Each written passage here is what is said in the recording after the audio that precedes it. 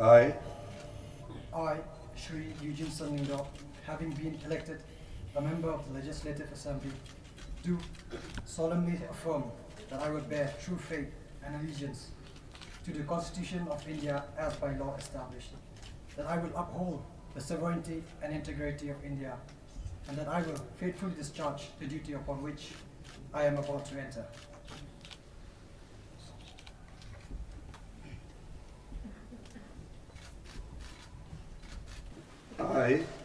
I,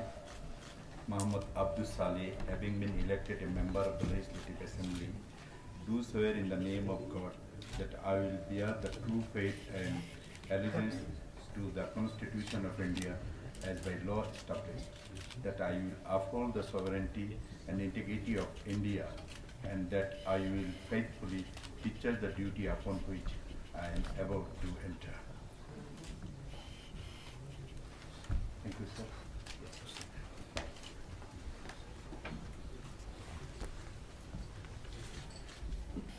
I, Shri Panyat Singh Sim,